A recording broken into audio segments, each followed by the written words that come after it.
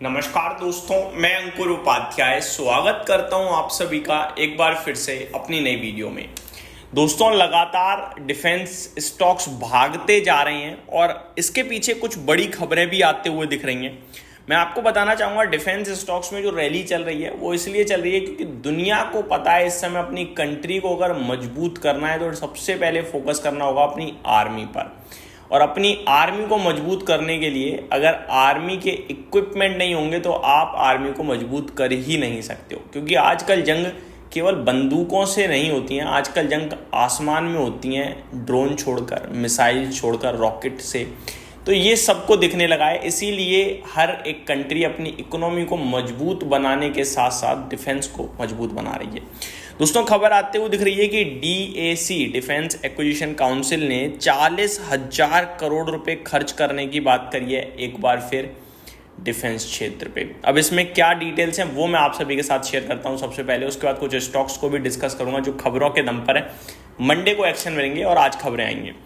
The defence acquisition council has approved a 40,000 crore order for indigenous construction of 6 project 75-1 submarines for the Indian Navy, according to rakshaanirveda.com.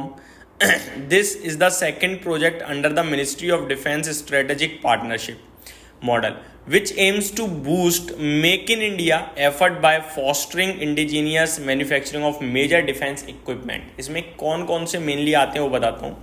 Project 75I या 1 submarines की बात करी जाए, the order is for the construction of 6 submarines under the project 75-1 program, a program focused on building submarines in India. तो भाई साहब, भारत में submarines बनाने के ऊपर फोकस किया जाता है इस प्रोजेक्ट के तहत और करीब 6 सबमरीन बनाई जाएंगी।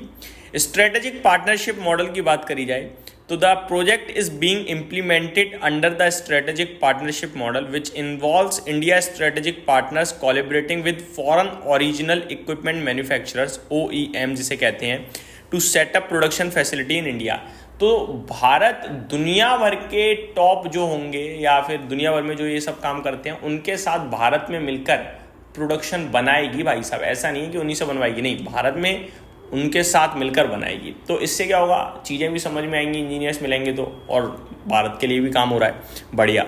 Make in India initiative, this initiative aims to promote self sufficiency in defence equipment production and enhance India's position as a global manufacturing hub for defence. तो ये सब चीज़ें इसके तहत फ़ायदा लेते हुए दिखेंगी।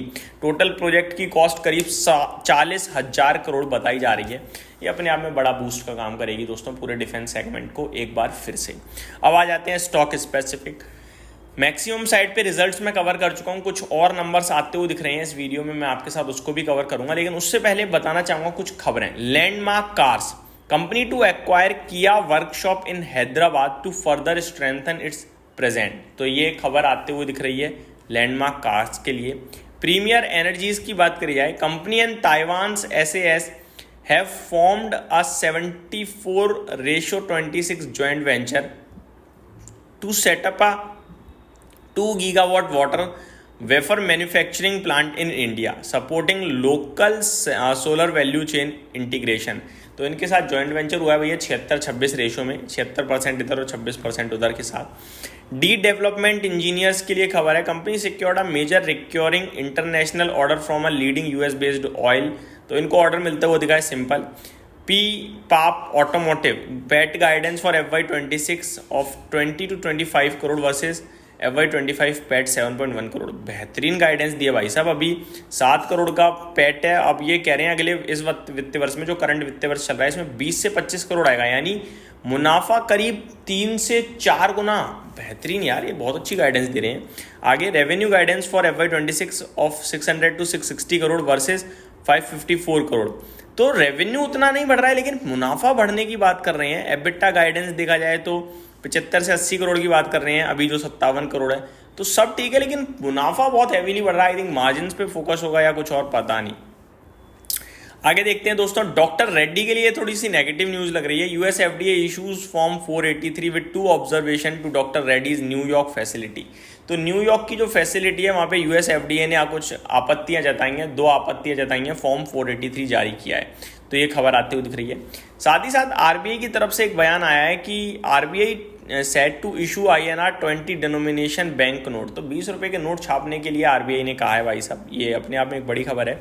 Bajaj auto company arm Bajaj auto international holding BV executes loan agreement worth €566 million approx 5,431 crore with JP Morgan DBS Bank and Citigroup Global Market Asia unsecured loan for a term of 1 year. तो भाई साहब यहाँ पे loan की बात होते हुए दिख रही है और 5,431 करोड़ का लोन इन्होंने लिया है।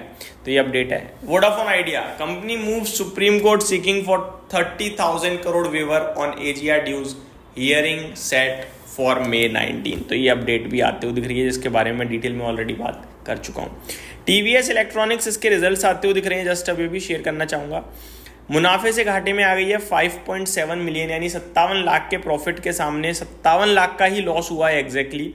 रेवेन्यू 97 करोड़ से बढ़कर 115 करोड़ हो गया है। मार्जिन्स 2.68% से घटकर 2.3% पे रह गए हैं और कामकाजी मुनाफा 2.6 करोड़ के सामने एग्जैक्टली 2.6 करोड़ ही दिख रहा है। प्रीमियर एनर्जीज की बात करी जाए तो कंसोलिडेटेड नेट प्रॉफिट 104 करोड़ से बढ़कर 277 करोड़ हो गया है। रेवेन्यू 1130 करोड़ के सामने 1600 करोड़ हो गया है। एबिटा मार्जिन्स कंपनी के 16.37% से बढ़कर 32.61% हो गए हैं और एबिटा 184 करोड़ से बढ़कर 529 करोड़। बेहतरीन नंबर। यहीं समाप्त करता हूँ इस वीडियो को। उम्मीद करता हूँ डिटेल्स पसंद आई होंगी। Thank you so much for watching this video. Good night guys.